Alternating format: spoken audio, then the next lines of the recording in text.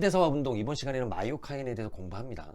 마이오카인은 기출문제는 없어요. 근데 에너지 대사를 이해하는데 이게 매우 중요하므로 마이오카인을 이번 시간에 제가 참고적으로 공부를 하는 거예요, 여러분들이랑. 또 하나 참고적으로 말씀드릴 건 뭐냐면, 지금 제가 얘기하는 거는 1.5배속이 아니에요. 보통 속도예요. 1.0배속이에요. 1.0 속도. 어떤 분이 1.5배속으로 한 거 아니에요? 그런데 아니에요. 말을 좀 빠르게 할 뿐이에요.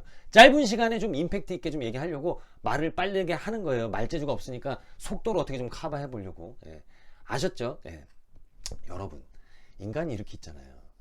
인간을 해부학적으로 공부하는 거는 형태 구조죠. 그렇죠? 그러면 인간의 형태와 구조를 구성하는 것 중 가장 비중이 큰 건 뭐게요? 가장 비중이 큰 기관은 뭐게요? 당연히 골격근이에요. 대략 40% 이상을 차지하고 있는 게 이제 골격근이다라고 얘기하잖아요. 그러면 해부학적으로 비중이 가장 크기 때문에 이 골격근이 화가 나면 기능도 변할 가능성이 매우 높죠. 그러니까 생리적으로도 막대한 영향을 미친다는 얘기예요. 그러면 골격근에서 막대한 영향을 미치는 생리적 기능이 뭡니까? 라고 한다면 그건 대사죠. 대사. 그쵸? 그게 그 중에 뭐예요? 에너지 대사. 그러니까 골격근이 생리적으로도 매우 큰 지분을 차지하고 있다, 이런 뜻이에요.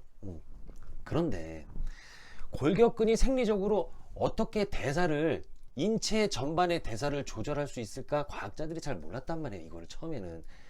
이걸 명확히 알게 된 게 최근이에요. 최근. 뭐냐면 골격근이 분비를 한다는 얘기예요. 분비. 어떤 물질을 분비해요. 분비하는 방법이 있었죠. 자가 분비. 우리 내분비계에서 이미 공부했습니다. 그 다음에 주변 분비라는 게 있었어요.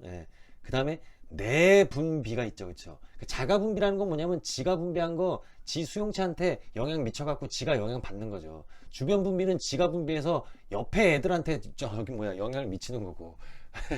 말 진짜 빠르네. 그 다음에 내분비라는 건 지가 분비해서 혈관에 분비하는 거죠. 이게 이제 내분비죠. 그쵸? 그러니까 골격근에서 분비를 하는데 그 방법은 자가 분비, 주변 분비, 내분비구나. 그러면 자가 분비, 주변 분비, 내분비를 해서 뭐 하겠다는 거예요? 일단은 자가 분비, 골격근 지가 분비해서 지에게 영향을 준다? 이건 근육 대사에 영향을 미치겠네. 예를 들면 근육이 성장하는 거, 이런 거에 영향을 미칩니다. 주변 분비라는 건 지가 분비해서 주변에 영향을 미치는 거니까 근육 주변에 뭐가 있냐면 지방이 많아요. 그래서 지방을 분해한다? 요거 근육에서 분비하는 물질 때문이다 라고 이제 우리가 얘기를 하는 거고, 내분비를 한다? 내분비한다는 건 멀리 떠난다는 거 아니에요. 그러니까 이거는 뼈라든지 뭐 심장이라든지 뇌라든지 간이라든지 췌장이라든지 뭐 등등 여기에 영향을 미치는구나. 그러면 골격근에서 도대체 뭘 분비해요? 골격근에서 분비한다? 근육이 마이오잖아요. 마이오로 시작하잖아요. 그래서 이걸 마이오카인이다 라고 하고, 요걸 과학자들이 알아낸 게 최근이고, 요걸 알아내면서 생리학에 대한 어떤 새로운 지평을 열었다, 이제 이렇게 얘기를 한단 말이에요. 그쵸? 그러면 이 마이오카인이라는 거 언제 분비돼요? 이게 중요하겠네요. 어떻게 분비시킬 수 있어요? 골격근에서 분비는 하는데 어떻게 분비시켜야 돼요? 골격근을 막 매우 치나요? 그게 아니고 그게 아니고 수축시키면 돼요. 수축을 반복적으로 시키면 마이오카인이 분비돼요.